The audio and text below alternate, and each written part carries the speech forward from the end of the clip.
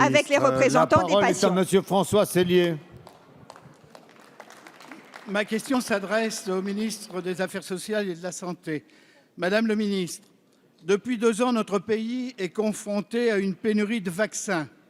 En effet, bien que la vaccination BCG ne soit plus obligatoire depuis 2007, elle demeure fortement recommandée, surtout en Île-de-France, pour les enfants entrant en crèche ou à l'école.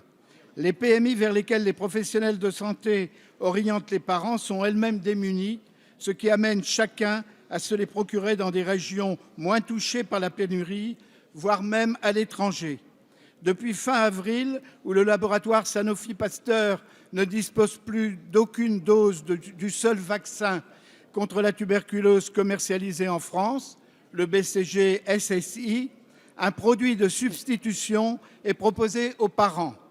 L'Infanrix Hexa, qui immunise aussi contre l'hépatite B, maladie dont la vaccination n'est pas obligatoire, mais suscite des interrogations sur son innocuité en raison de la présence d'aluminium et d'une accusation de favoriser le développement de la sclérose en plaques. De nombreux parents en prennent prétexte pour refuser toute vaccination. Par ailleurs, l'Infanrix Hexa est beaucoup plus coûteux que les autres vaccins et immuniser les enfants contre 6 maladies d'un coup constitue en soi un geste médical qui peut être risqué et déclencher une réaction immunitaire incontrôlée et augmenter le risque de maladies auto-immunes sur le long terme. À l'heure actuelle, après avoir fait appel à des stocks danois, c'est désormais aux vaccins polonais que l'on recourt, alors même que leur utilisation présente des différences avec le vaccin français, notamment en matière de conservation et des doses. En outre, le vaccin polonais ne sera disponible que dans les centres de PMI. Madame la ministre, la question, c'est que comptez-vous faire face à cette pénurie ? La parole est à Madame Marisol Touraine, ministre des Affaires sociales et de la Santé. Merci, Monsieur le Président, Mesdames et Messieurs les députés. Monsieur le député Sellier, la question de la pénurie de vaccins en BCG est posée à notre pays comme à tous les pays européens depuis plusieurs mois. Pourquoi y a-t-il cette pénurie ? Elle tient au fait que le laboratoire danois qui produit les vaccins que le laboratoire Sanofi, ensuite Sanofi Pasteur MSD, met sur le marché, que ce fabricant danois a été confronté à une défaillance technique qui aboutit à une rupture d'approvisionnement. Nous avons donc cherché des solutions et depuis le mois d'avril dernier, l'Agence du médicament a autorisé la mise sur le marché d'un autre vaccin produit par un laboratoire polonais, le laboratoire Biomed Lublin. L'Agence du médicament s'est évidemment assurée que toutes les garanties de sécurité sont apportées pour permettre la vaccination.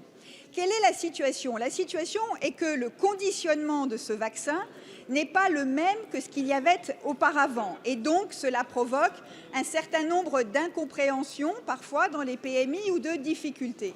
C'est la raison pour laquelle certaines PMI, et peut-être est-ce le cas de la vôtre ou des vôtres dans votre département, certaines PMI n'ont pas procédé à la commande de ces vaccins. J'ai demandé à ce que la Direction générale de la santé appelle téléphoniquement toutes les PMI de France pour faire œuvre de pédagogie et s'assurer que les PMI seront en mesure de proposer le vaccin du BCG à tous les enfants qui en ont besoin. Et pour ma part, je réunirai les laboratoires pharmaceutiques à la fin du mois de juin, comme je m'y étais engagée, pour faire le point avec eux sur la situation des vaccins en France. La parole est à Monsieur Christian Franqueville. Merci, Monsieur le Président.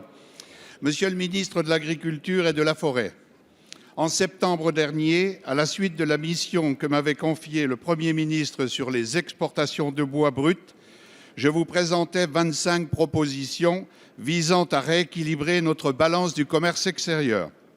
Depuis, beaucoup a été fait par votre ministère pour les mettre en œuvre. Désormais, les acheteurs de bois, par l'intermédiaire de l'Office national des forêts, s'engagent, sous peine de sanctions, à transformer la ressource au sein de l'Union européenne.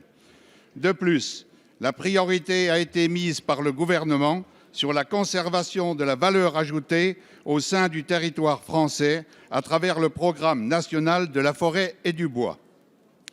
Pour autant, nous ne pouvons nous satisfaire de la méthode de certification phytosanitaire par pulvérisation à l'air libre en forêt, encore acceptée actuellement. Car le produit pulvérisé dit cyperméthrine est toxique, alors que des solutions alternatives respectueuses de l'environnement existent, comme je l'ai signalé dans mon rapport. D'autre part, parce que cette méthode sauvage est difficile à contrôler, elle s'avère à la fois très peu contraignante et très peu onéreuse pour les exportateurs en comparaison de ce qui se fait ailleurs, par exemple en Belgique ou en Allemagne. Le dumping à l'export ainsi créé porte très fortement préjudice à notre balance du commerce, mais aussi et surtout à l'approvisionnement des scieries françaises et donc à la modernisation de notre industrie de transformation. Pour toutes ces raisons, pourriez-vous, Monsieur le ministre, nous confirmer que le traitement de nos bois et grumes par la pulvérisation de la cyperméthrine sera bien interdite au 1er juillet, comme vous l'aviez annoncé en avril dernier? Merci. La parole est à Monsieur Stéphane Le Foll, ministre de l'Agriculture, de l'Agro...